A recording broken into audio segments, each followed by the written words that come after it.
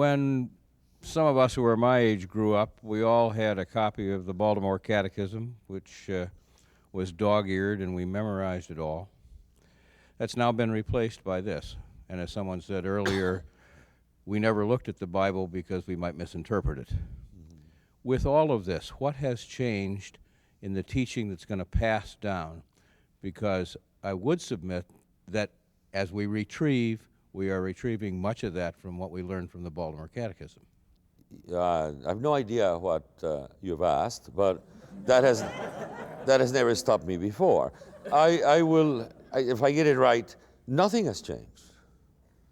Nothing has changed. First of all, because it is not about things, it is about someone. Jesus Christ has not changed. He is the Alpha and the Omega, the same yesterday, today, tomorrow. Everything the church says, everything the believers say is about Him, is Him. So nothing has changed. You see, but you say, oh, now what the heck is the same old stuff? Well, if it was just a question of an intellectual propositions and philosophies and all that, hey, yeah, you're right. Give me a new one anytime. But it's not. It's a person. You see, there is a quote in there from John of the Cross. John of the Cross, who was running around having the wildest experiences. And he is denouncing the idea of the fact that people want new revelation. They want new doctrines. And why is he denouncing? He says, because they are saying that Jesus Christ is not enough. And God's last and definitive and total word is Jesus Christ. And there is nothing more, nothing new, because He is always new. We will talk about that next time, the meeting with Jesus Christ. So nothing has changed. What has changed is the context in which this is said. We live in a world vastly different from the one in which the Baltimore Catechism conveyed the experience of the encounter with His presence. I mean, there are pockets here and there where it still does, and great. No problem with it. It hasn't been banned, you know. It's not that it's been denounced as, you know, oh, we no longer hold that anymore. It's not true. This is offered, though, with the belief, and I think a right one, following the council and what happened afterwards, that the situation has vastly changed and that the words are not conveying or convincing that really you need to retrieve the realities, the experience, to go back.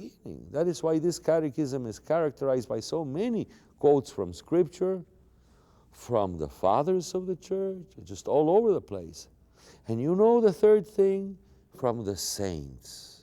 We'll have to talk about that, because these are the teachers of the faith. Because what we have to offer is what happened to them. Lovely stuff. So there's nothing new? No. There's only one new anyway. It's Jesus Christ. The rest is old anyway. It's just the context that has changed. Father, two-parter. One, you talked about sacred places. How do you assess that against the relationship of sacredness of the person? The sacredness of what? Of the person, the individual. Oh, yes, of course, yes. And secondly, retrieve presupposes there was something there in the first place. Mm-hmm. How do we take this evangelization to people who have not had that in the first place? Great, good stuff, great question. In fact, they're related. Yes, you see, there is nothing, when you talk about sacred places, you know, like this park, this rock, this thing, it's always been there. Okay? And I think to just like say, hey, listen, that's just a rock. Well, in a sense, true. Scientifically, using intelligence, technical intelligence, reason as analyzing and functioning, yeah, sure, hey, it's just a rock. Nothing sacred about it. Hey, and as I say, that intelligence has its place. For example, you would want someone who's flying your airplane to have that kind of mindset. You don't want some kind of religiously, intensely experienced person in there. Hey, I want neurosurgery. I'm going to an atheist Jewish doctor. I'm not going to any believing Christian, I assure you. It has its place. Intelligence. Fine, from that point of view, there are no sacred places. But when you talk about sacred, you're talking about a presence. A presence that is above all, a presence is always a personal presence.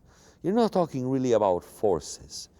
You are detecting something that has touched your deepest self, which is your personal self. That is to say, how do I explain it? It's like you talk about the sacredness of the person.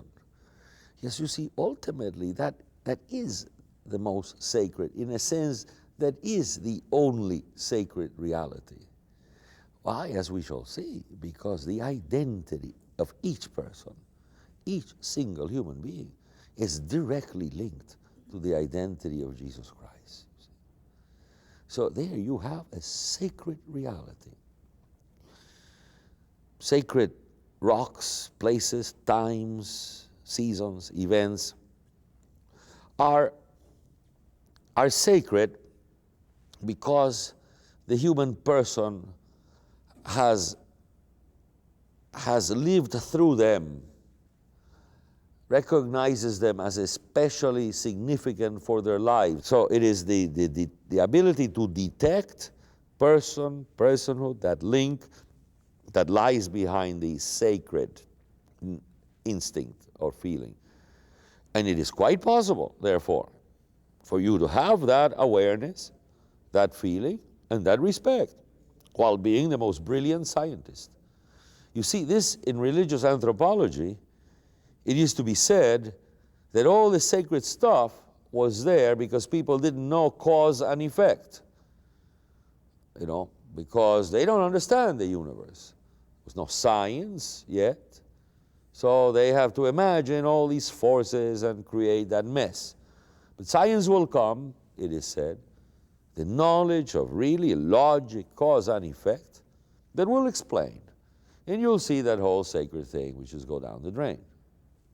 Well, you see, that has been abandoned because evidence has been found of very, very early, I get to say primitive because that is prejudice. It is as if it's too primitive. I mean, very primordial, kind of pure religious sensibility, that is awareness of the sacred, among people who are quite aware of cause and effect, know very well how to design a boat, and yet the design, which is aerodynamically magnificent, from the point of view of fluid mechanics, it's just precise, excellent. We couldn't improve it today. They know about it, and yet the design, the launching of it, of everything, is all shrouded in all the Yahoo, and then throwing little things in it. It's not because they don't know that one makes the boat go. It's not a Yahoo. It's that it's built this way, you see. So the two ways of perception are not, the point is here, if you only have the scientific one, I'm using that, the rational, functional one, you have no idea of the sacredness, you cannot grasp that. You cannot grasp it because you cannot even grasp personhood. At most you can grasp is individuality. One sample, just a number, one sample. Personhood, uniqueness, there's only one. That is only the one that has ever existed. There'll never be another one. Nothing is greater than that. I mean, this oneness is greater than the entire universe, blah, blah, all this thing that we say. It's outrageous. Like the other in the play. It doesn't interest me. It doesn't exist. So, if all you have is that functional mind, then you're absolutely right. There's nothing sacred. Let's move on. But if you have the other way, you can still have the functional mind. That's my point. And you can perceive it and keep it in its place and still design lovely ships and computers and things like that.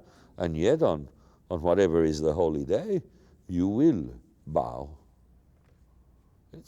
I used to be a physicist before I was a priest.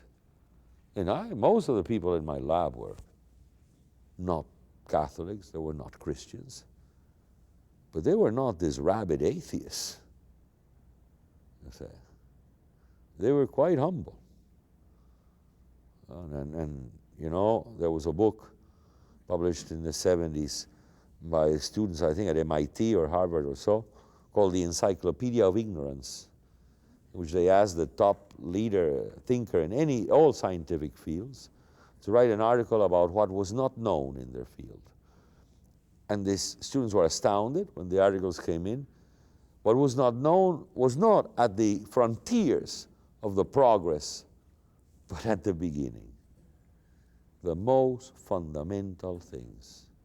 No idea, no understanding of it.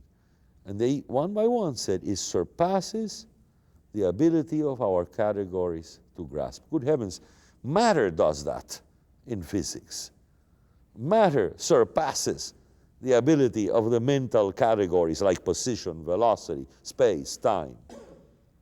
Well, if matter does that, a reality that is transcendent, spiritual, how can you talk about it? You can talk about it through stories, myths, poems, and above all, too, paintings.